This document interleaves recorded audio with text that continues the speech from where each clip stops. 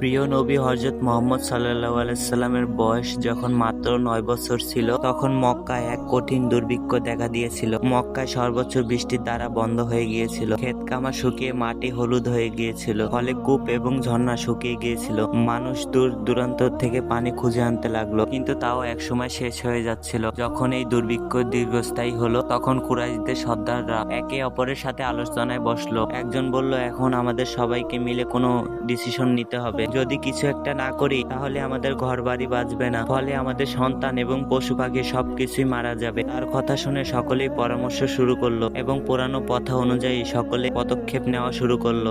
তখন ওপরের একটি ব্যক্তি বলল, তাহলে একটা বড় পাত্র নিয়ে আসো, তবে একটি পশুর রক্ত নিয়ে সকলে হাত ডুবিয়ে শপথ নেই যাতে আমাদের সমস্যা দূর হয়ে যায়। অতঃপর একটি বড় পাত্র আনা হলো, তাতে রক্ত ভরা হলো। তারপর একে একে কুরাইশের বড় বড় সর্দাররা এগিয়ে এলো। সবাই তাদের হাত রক্তে ডুবিয়ে বলতে লাগলো, মক্কায় বৃষ্টিপাত হচ্ছে না, আমাদের শিশুরা মারা যাচ্ছে, আমাদের পশু পাখি শেষ হয়ে যাচ্ছে। আজ আমরা শপথ করছি যে আজ আমরা সবাই কাবার কাছে যাব এবং কাবার দেওয়াল ধরে সবাই বসে থাকবো ও দোয়া করব।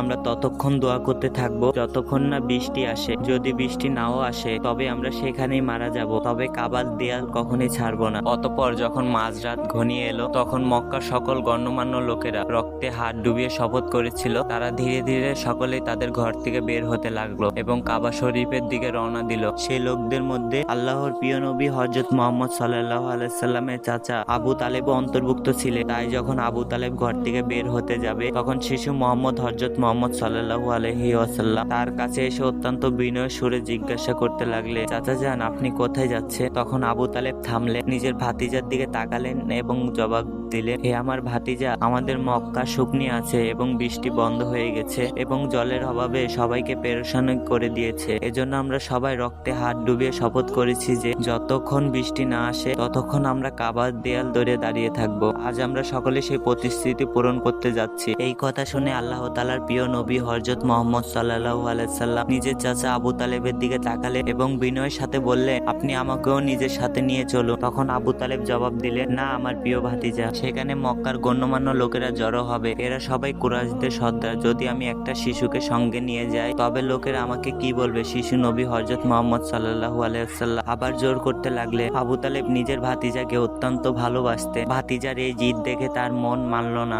অবশেষে আবু তালেব বললেন, ঠিক আছে আমার ভাতিজা, চলো। এভাবে আবু তালেব তার নিজের ছোট্ট ভাতিজা হযরত মুহাম্মদ সাল্লাল্লাহু আলাইহি ওয়াসাল্লামের হাত ধরলেন এবং তাকে সাথে নিয়ে রওনা হলেন। অতঃপর তারা দুজনে একসাথে চলতে চলতে খানে কাবার সামনে চলে আসলে। ওদিকে মক্কার বড় সর্দাররা একে একে কাবার কাছে জড়ো হলে গণনায় অনুযায়ী মোট 32 জন গণ্যমান্য লোকেরা উপস্থিত ছিলেন। এরা তারাই ছিলেন যারা অঙ্গীকার করেছিলেন যে যতক্ষণ বৃষ্টি না আসে ততক্ষণ আমরা কাবার দেয়াল ধরে থাকবো। যখন মক্কার সাধারণ লোকেরা খবর পেল, তখন তারাও ঘর থেকে বের হতে লাগলো। পুরুষরা, মহিলারা, বৃদ্ধরা, ছোট ছোট ছেলে মেয়েরা সকলে এই আশায় কাবার দিকে রওনা করে দিল। হয়তো আজকে বৃষ্টির জন্য কোনো রকমের পথ একটি বেরিয়ে আসবে। ধীরে ধীরে কাবার চারপাশে মানুষের ভিড় বাড়তে লাগলো। তাই দেখে মনে হচ্ছিল যেমন পুরো মক্কার সকলেই একসাথে জড়ো হয়ে গিয়েছিল। তবে সেই 32 জন সর্দার যারা রক্তে হাত ডুবিয়ে শপথ করেছিলেন যে তারা সবাই একেবারে কাবার কাছে দাঁড়িয়ে গেলেন। এদের সাথে হযরত আবু তালেব তার নিজের ভাতিজা হযরত মুহাম্মদ সাল্লাল্লাহু আলাইহি সাল্লামকেও সাথে নিয়ে এসেছিলেন। যখন সেই লোকদের নজর একটি শিশুর উপরে পড়ল, তখন তারা সবাই অবাক হয়ে গেল। তৎক্ষণাৎ সকলেই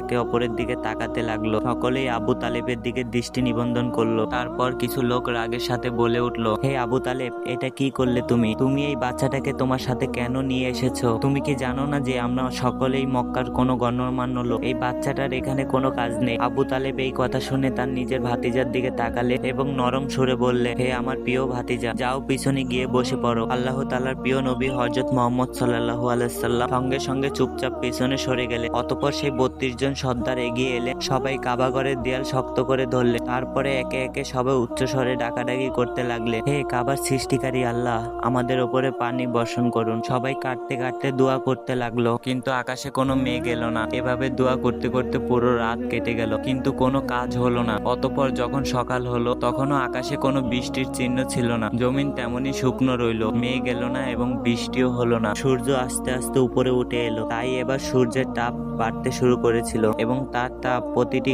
মক্কার কোণে কোণে ঝলসে দিচ্ছিল। সেই লোকেরা যারা রাতভর বৃষ্টির জন্য ফরিয়াদ করছিল। দিন হওয়ার পরেও তারা কাবার দেয়াল ধরে দাঁড়িয়ে রইল, বারবার একই দোয়া করতে লাগলো। কিন্তু আকাশ একদম পরিষ্কার, কিন্তু মেঘের একটি টুকরো দেখা গেল না। এই তীব্র রোদে 32 জন লোক ঘামে ভিজে গিয়েছিল। তাদের মধ্যে অনেকের শরীর টলমল করতে লাগলো, কেউ কেউ মাথা ঘুরে মাটিতে পড়ে যেতে লাগলো, কিন্তু তবুও তারা নিজেদের জেদে অটল রইল। সকলে বৃষ্টিপাত চাইতে লাগলো। এমন সময় আবু তালেব অনুভব করলেন যে কেউ তার কাপড় পিছন থেকে টানছে। তাই তিনি যখন ঘুরে দেখলে তার পানের ভাতিজা হযরত মুহাম্মদ সাল্লাল্লাহু আলাইহি সাল্লাম দাঁড়িয়েছিলেন। এই দৃশ্য দেখে আবু তালেবের মুখ কঠোর হয়ে গেল। তিনি রাগে বললেন, হে মোহাম্মদ, তুমি এখানে কেন এসেছো? ছোট্ট মোহাম্মদ হযরত মুহাম্মদ সাল্লাল্লাহু আলাইহি সাল্লাম অত্যন্ত আদবের সাথে বললেন, চাচা যান, আমাকে আসতে দিন, আমি দোয়া করব, তখন দেখবেন উপরওয়ালা পানি বর্ষণ করবেন। আবু তালেব এই কথা শুনে আরো অবাক হলেন। তিনি তখন কঠোর সুরে বললেন, আমরা মক্কার 32 জন সর্দার এখানে দাঁড়িয়ে আছি। আমরা সবাই বৃষ্টির জন্য ফরিয়াদ করে চলেছি। উপরওয়ালা পানি বর্ষণ করেননি, এবং তুমি মাত্র 9 বছরের একটি শিশু, এবং তুমি দোয়া করবেন এবং বৃষ্টি বর্ষণ হবে। যাও, নিজের জায়গায় গিয়ে বসে থাকো। চাচার মুখে এমন কথা শুনে আল্লাহ তাআলার প্রিয় নবী হযরত মুহাম্মদ সাল্লাল্লাহু আলাইহি ওয়াসাল্লাম আস্তে আস্তে পিছনে সরে গেলেন এবং গিয়ে নিজের জায়গায় বসে পড়লেন। এরপর সেই 32 জন লোক আবার বৃষ্টির জন্য ফরিয়াদ করতে লাগলেন। সবাই একসাথে পুনরায় আল্লাহ তাআলার কাছে দোয়া করছিল, হে কাবার সৃষ্টিকর্তা, আমাদের ওপরে পানি বর্ষণ করো। হে সৃষ্টিকর্তা,